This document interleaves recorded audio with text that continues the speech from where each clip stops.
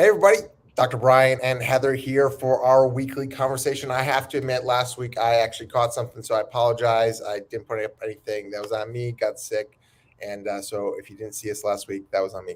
So I apologize. But let's jump into this. So, you know what? If you want to get my blood boiling, one of the things that you can talk about is pushing back milestones for no reason. And in my opinion, no true science behind it. So, Heather and I thought we would do kind of maybe a 3 or 4 part series on this because the CDC came out and said uh, we're gonna dive deeper into this, but crawling, walking, and speech. We can push this back a little bit. These aren't, like there's not these nice like timelines where kids should be, fitting into this. Like they should be crawling at this point, walking at this point, and be using certain verbal cues and expressions at these points. So um, when I read this, I was like, this is a joke, right? Like this can't be real. They wouldn't do that, right? But they did. This is what their suggestion. So, and part of the reason I became, my blood pressure starts, going up, my HRV started tanking, right, all that fun stuff, is because you, Heather, how many times have you heard like, like my child didn't start crawling until 12 months, and I was told that was completely normal, or that was okay, or it's real common, so it's got to be okay. And they're entering into first grade or third grade or wherever they may be, and they're like, we're seeing a lot of these issues with hand-eye coordination, writing, reading. And you and I are like, okay, well, this was a symptom, or this was kind of a starting point where we should have started investigating longer, or more in depth is what I should say. And so, is that something you hear where like parents are like, hey, I saw this, but I was told that, hey, it's no big deal if they don't crawl, or hey, it's 18 months they're not walking. It's common, so it's okay. Are you hearing this as well? Many times every single day. Every day, right? Maybe Every not day. on Sundays, but other than Yeah, that, there you yes. go. And it sometimes this comes from a well-meaning place because neighbors, friends, family, oh, don't worry about it. It's like we have this innate instinct to want to comfort people, but we're doing them a disservice Right, really because yes, there are individual differences, but the developmental milestones already reflected a range. right. And now we're trying to make one of the reasons we're trying to make it easier for pediatricians to identify those who might benefit from services. It was already too lax, and now they've made it even more so. So I am super concerned because you and I both know that almost always the gaps widen on virtually any skill we're talking about when those things don't happen on time. Sometimes there's a caveat. Sometimes a child was sick and having surgeries. They were born with a hole in their heart or lots and lots of ear surgeries, whatever, and they weren't exploring their environment, so that impacts their language. But if you can't see a really sensible why behind some of those things, um, the impacts are there years later. Absolutely. Yeah, so like my grandmother was a first grade teacher for I don't know, like 40 or 50 years, a long time. And in having a conversation with her, I do remember her saying like, as a whole, like as a teacher who didn't have any kind of neurodevelopmental training, she just was looking at students and found those that struggle more. She found, kind of consistently that if she asked the mom or the parent, like, did they crawl or when were they crawling? She mentioned, she's like, I just noticed that either they didn't crawl or they delayed crawl. And it oftentimes would manifest in handwriting and reading struggles. And so just as a teacher, she saw that. And I've heard other teachers say the same thing. Like Yeah. we notice if they're not crawling, or if we've kind of gone back and asked the parents, if there were previous struggles, crawling is kind of a big one, and they're saying, hey, I'm seeing this, right? Like, and so I know that's not scientific by any means, but the layperson is picking up on some of these cues. And so Yeah.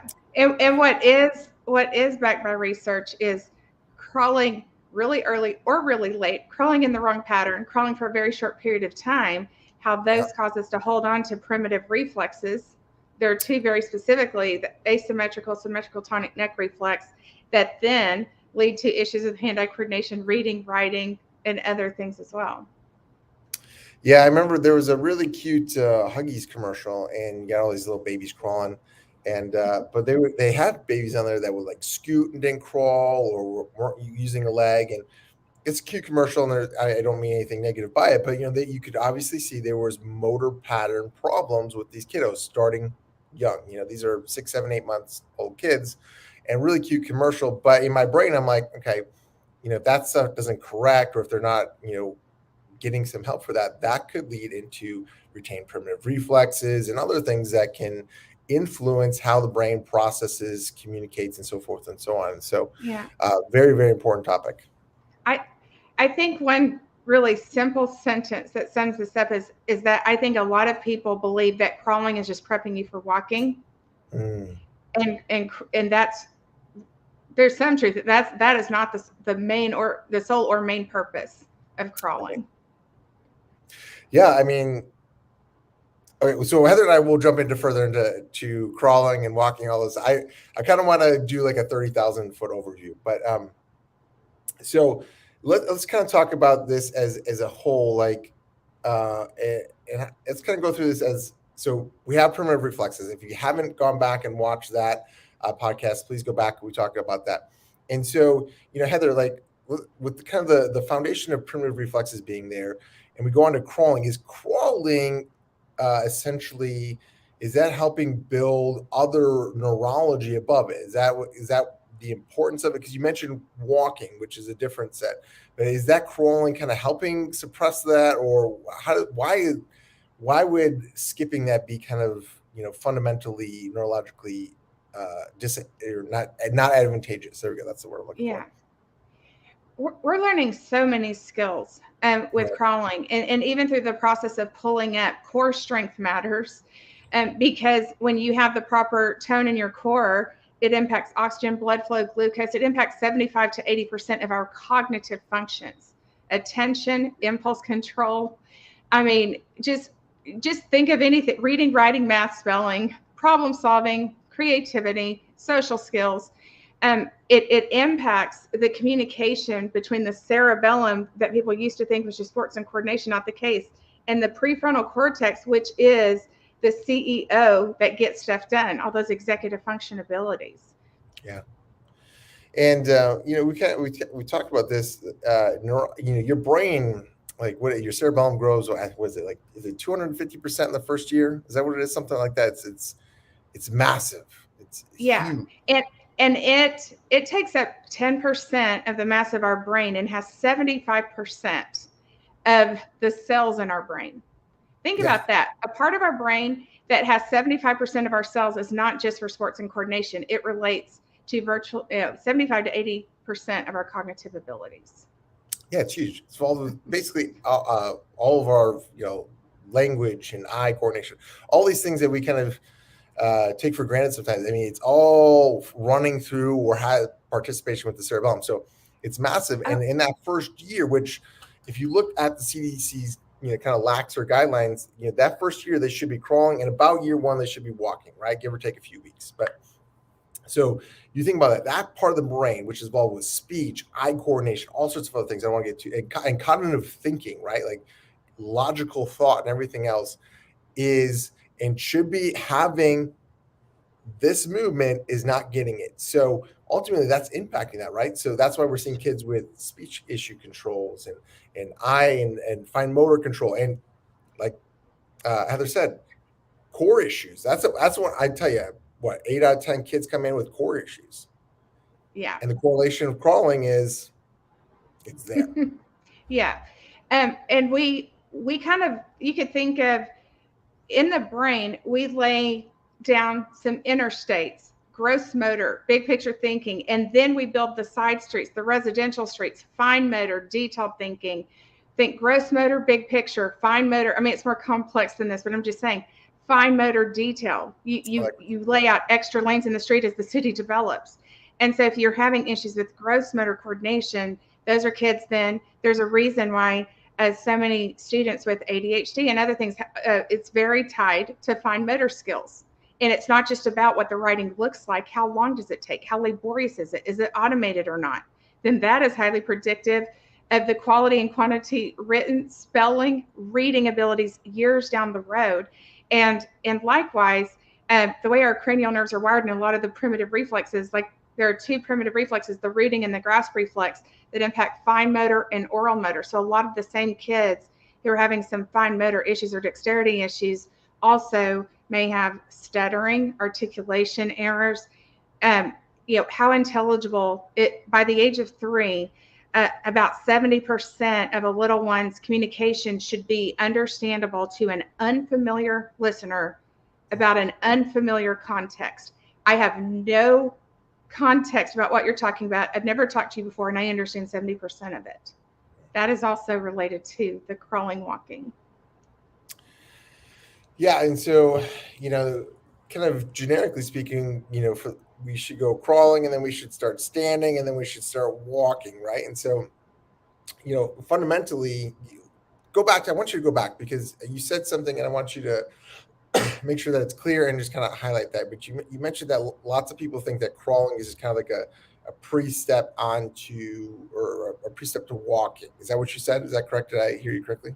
Yes. Okay.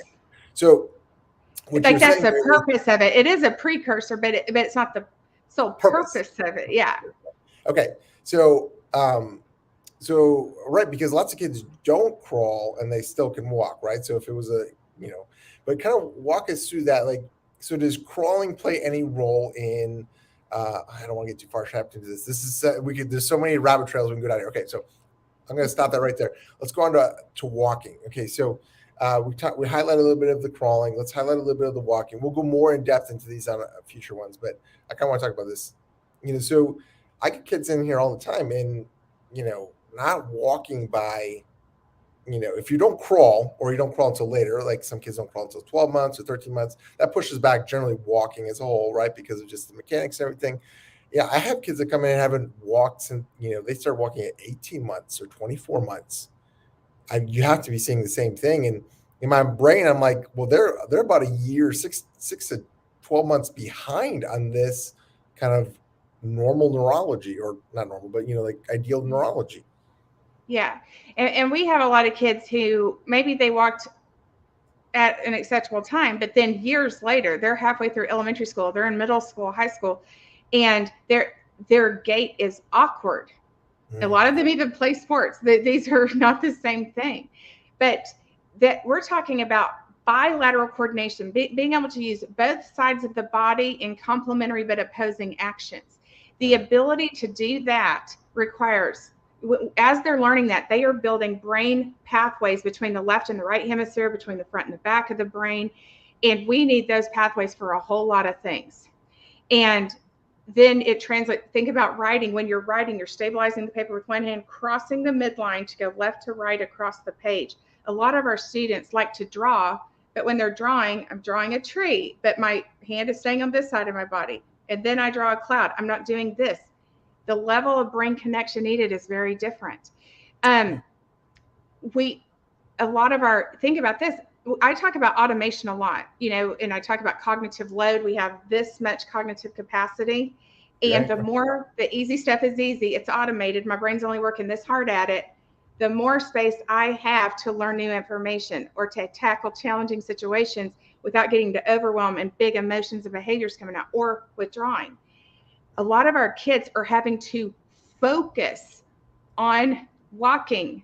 If I am focusing on the act of walking when I'm not supposed to have to think about that, I don't learn as much about the world, or if I'm not walking at all and not able to explore.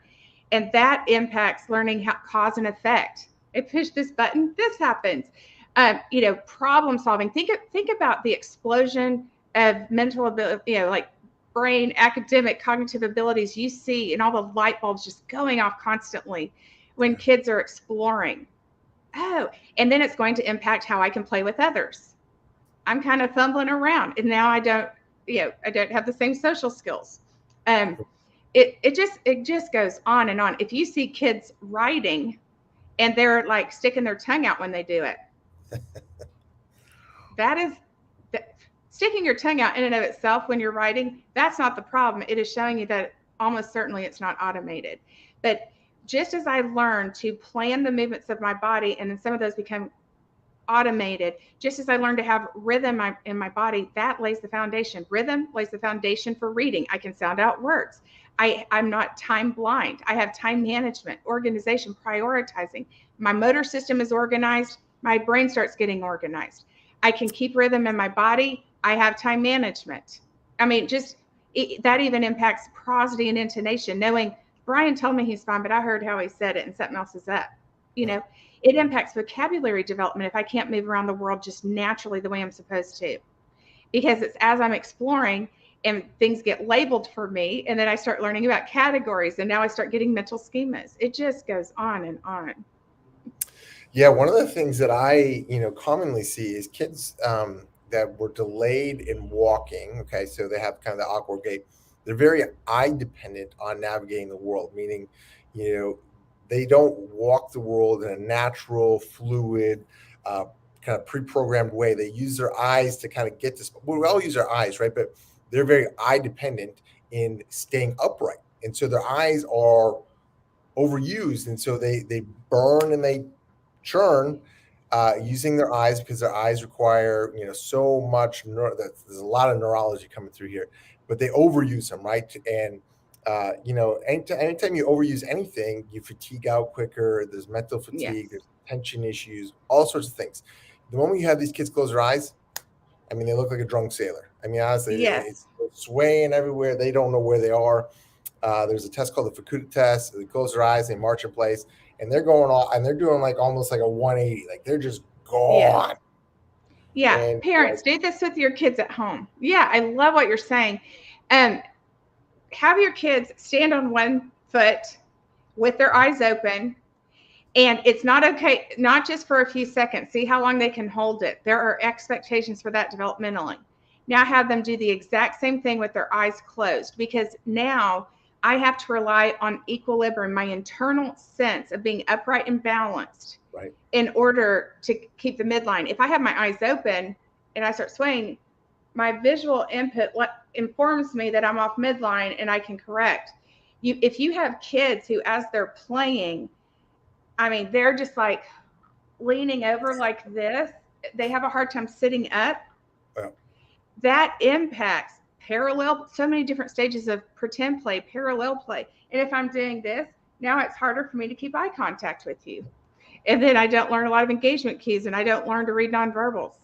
Yeah, it just, there is such an enormous correlation. I mean, this is backed by decades of research between coordination issues that might be called DCD, developmental coordination disorder. You might hear it called apraxia or dyspraxia, different things all in the same realm of motor planning, and ADHD, dyslexia, autism, on, with or without a label.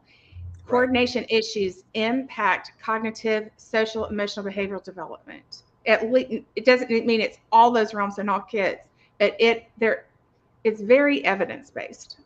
So these Yeah, links. I mean, there's no doubt really, if you're reading through the research, that this is all connected. I mean, it's just, so to me when I Yeah. read, like they're pushing this all back, I'm like, there's just, especially when they're also saying at the same point in time, we need to be quicker about these diagnoses so that we can start intervening at appropriate times. But then they're like, okay, well, and I'm like, you're talking out both sides of your mouth here. The earlier you catch things, the better, because you keep the gap from widening. It is so important. And the more kids struggles, they opt out, they get these negative ruts of thinking. The brain is pliable, we can take care of it. It is so much better to do it earlier. Just because they catch up doesn't mean that all the information they missed up until that point is magically implanted in their brain. And now they're playing from behind, and it's frustrating. And they think they're dumb. I can't do it. That kind of thing. Yeah. And just as a chiropractor who does see full families, I'll check my adults, my parents that come in as well, and you find primitive reflexes on them, and they generally have you know chronic pain issues and other things that have kind of developed into through the neurology because of these gaps in development. But so this impacts, it's not just, it doesn't always inherently always, they're smart people, maybe they're C students, they made it through school, they struggled, they churned, but they made it, and now they're adults and parents, and they're fatigued, they have chronic pain, something else.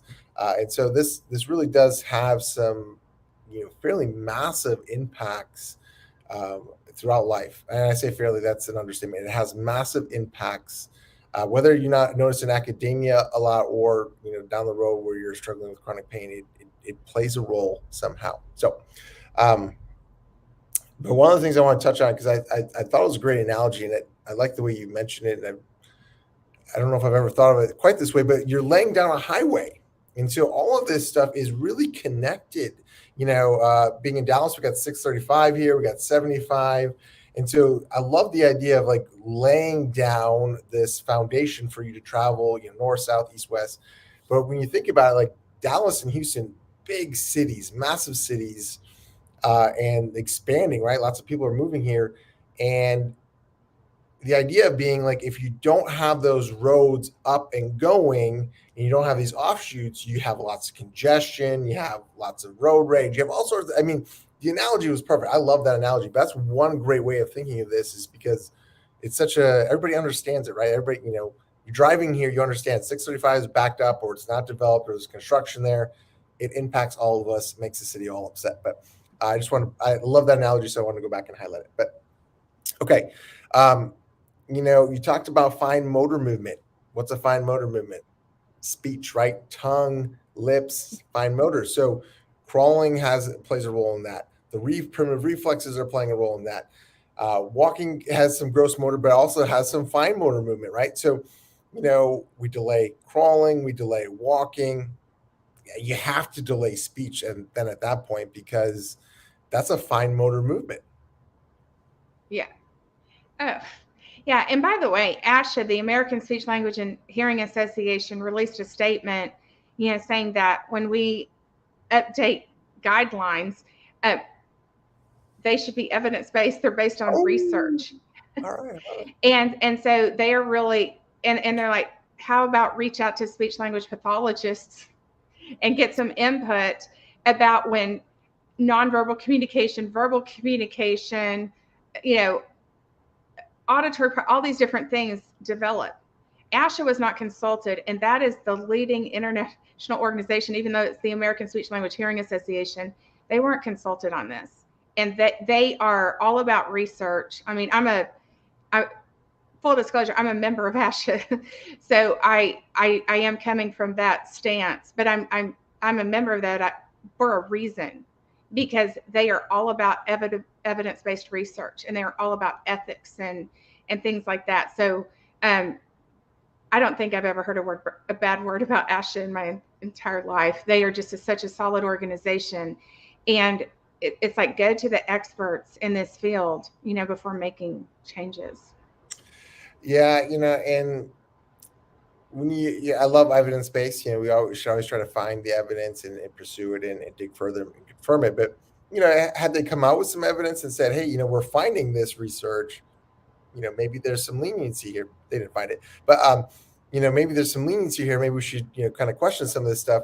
I would have said, okay, at least that's a logical stance. But from my understanding, there's no evidence. It's just we're pushing them back, and I think they did out of comfort, right? Because they don't know how to address any of this, and so we'll kick the ball down the road a little bit and try to address it once we can. And so that was probably the most frustrating portion of it, because pediatricians and other frontline providers are going to be saying, okay, this is well within the CDC's guidelines, but it's going to have a massive, especially you think about this. We've talked about this before, Heather, and I know you're going to agree. We had the pandemic, which we know there was a lot of, there's lots of stress. We won't dig all back in there. And now we're just okaying the kind of the impact of that all. In the next 3 years, our facilities, I think, are going to explode, because there's going to be so many kids struggling, and I don't want that. That's not why I practice. I want to help these kids. And so yeah, it's extremely frustrating. I know we've said this before. How do we have this conversation without mentioning it again? It's very important to understand the difference between common versus normal.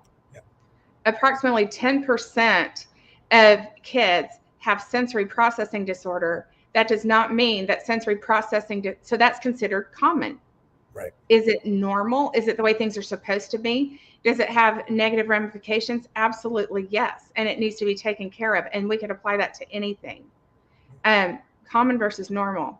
I just had to say that. And what happens is, and I know I've talked about frog in the frying pan before, but I think it's been a long time since I've used this one. I remember my dad in one of his sermons when I was a little girl talked about how we start getting okay with things because if a frog is in a skillet and you turn up the heat slowly enough, obviously the frog could so easily hop out of that skillet, and he doesn't because you turned up the heat so slowly that he didn't realize he was frying. Yeah, goes from We never temperature to koozie to too hot. that is to me, he was talking about a very different topic there, but to me that is perfect for what we're talking about today. With epidemics of different things happening, and that does not mean that if your child has that struggle, or if you have that struggle as an adult, that there's nothing you can do about it. There's nothing you know it doesn't mean you're thriving as the best version of yourself in the highest quality of life. Yeah, I mean, there's a lot to go into this because I was just reading some stats, and I think about 100 years ago, the uh, chronic illness affected like 10% of the population. Now it's upwards of two out of three, so about 66%. I know we're living longer, and there's some other things that you can take into account to this, but that's a big jump. And so, you have to think like these kids, and I mentioned that, like, these kids may get through school, they may struggle in term, but they get through there, and that's awesome. And, I love that, I encourage that, but I mean, like, I don't want to see them struggle or term, but ultimately, if it doesn't get caught or is not addressed, it leads to other things like chronic illness. And so, to me, this is down the road, 50 years, it's going to impact kids in the next 5, 6, 7 years. We're going to start seeing a massive impact. And then 50 years from now, we're going to have more and more people chronically sick because this is not being addressed. Yeah. And so, yeah, we've pushed. Dysregulation. Yeah. Yeah. Dysregulation impacts the nervous system, and that impacts your fight or flight system, chances of autoimmune disease, or your immune system in terms of fighting off illness, depending on where the struggles are. Inflames the organs. Chronic inflammation sets you up for a much higher propensity of those things. Cancer, heart disease. I mean, all of this. I mean, there's a connection in all of it, and so very frustrating that this came out and there was no evidence provided, and it's just kind of an overall just frustrating scenario. But hopefully, this it just kind of helps you understand why why we're so passionate about this, and why we are, when we dig into a history, we want to know these things. That this stuff is important to us because it helps guide us. Um, but we're at the 28-minute mark here, so I think we got a good foundation. We want to jump into further, like next week could be about crawling and all the neurology involved with that and why it's so important. We could do walking and speech. I think that would be great, or maybe we could fit that all into an episode. We'll figure it out. But this is an important topic. So parents, Heather and I have said this multiple times. If you got that the spidey sense, right? Like, something's not right here, talk to your pediatrician, but give us a call too. Talk to us. We are happy to provide you with evidence and support, and just all of that stuff. So, if you have something comes up, you're like, I don't know about that, or I suspect something, make sure that you bring it up, because there are a lot of good pediatricians out there who will agree with you. And so just finding the right one for you. Okay. Yeah. How perfect is that? Yep. Amen, Brittany. Thank you so much. Good to see you. Yeah. So anyways, okay. So we'll jump into kind of more specific stuff, but, if you have any questions, please shoot it our way, comment, please. We'll respond to that. This is important. So please come back next week when we talk a little bit further about some of this stuff and dig into this and appropriate timelines and all that stuff. So we'll have that for you. All right, Heather. People want to know where you're at. They want to follow you. They want to hear more. They want to hear you talk more about this stuff. And I know you have an amazing podcast. So first of all, where do they find you? On Instagram or Facebook at The Hidden Churn or Brain Balance of the Woodlands, Katy, or Mansfield. All right. So make sure you go follow those pages. She has great content, putting it out all the time. She also has another amazing podcast. I caught a portion of one, I think it was this week or the week before, I can't remember. Very, very good. But that's Tuesdays at 11 a.m., correct? Yes. Perfect. Yes. So make sure you go jump on, follow those pages so you get the alerts for that. Make sure you sign up for those alerts and jump on. And then next week, we're just going to continue this conversation, milestones, the importance of them, and the importance of these things. The three things that I'm aware that they put up were crawling, walking, and speech. They're all tied together. They're all very important. Like I kind of said in some other podcasts, neurology is like a recipe. There's a blend and an order that we want to get things moving and mixing together to make the best the best meal, I guess, since I'm using recipe. But all right, we will be back next week, same time. And as always, if this could help somebody, a teacher, a friend, a family member, please share this with them. This is for you all. Heather, thank you as always for the support and education you provide to our communities. I always appreciate it. Thank you. Always a good time. I'm going to say one thing real quick. Yeah. Tuesday's show is about my spouse and I aren't on the same page about parenting or about our kids' struggles. So even related to this, I had that struggle and I turned out fine. Everybody had, that's a biggie where one spouse is like, something's wrong. We need to get help. And the other one's like, nah, they're fine. We just need to discipline them more, or they just aren't trying. And that's really what the topic is on Tuesday. I wanted to mention that because it kind of goes in a little bit with what we're talking about. Normally, I do ask you what this up, and I didn't slip my mind, so I apologize. Jump on that, and I will say that is a real life scenario where I've had a dad come in with his own struggles. He was a successful engineer. I made it through it. We just need to button down more. We need to, I did it. He can do it, sort of thing. That is a real conversation, right? And we all love our children. We want the best for them, but if we can ease some of that burden on them, this is a really important topic to have because dad or mom may have made it through it, but our kids don't have to have the same struggles if we can avoid it. So that's an important topic. So all right, jump on that Tuesday at 11 a.m. All right, everybody, we will see you next week. Have a great week, everyone. Bye.